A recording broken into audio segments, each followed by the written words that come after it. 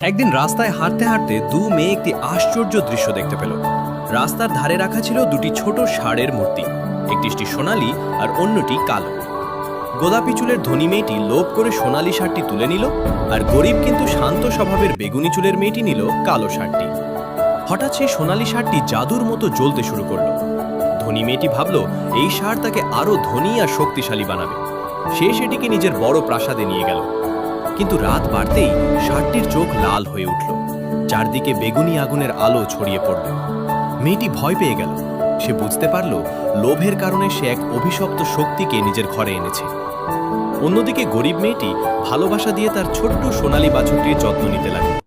প্রতিদিন সে তাকে খাওয়াত, আদর করত। একদিন সেই বাছুরটি জাদুর আলো ছড়িয়ে একটি পুরনো কাঠের বাক্সের দিকে ইশারা করল। বাক্স খুলতেই মেয়েটি পেল গুপ্তধন আর আশীর্বাদ। শেষে সেই ছোট বাছুরটি বিশাল সোনালী ষাঁড়ে পরিণত হল। গ্রামের সবাই অবাক হয়ে গেল।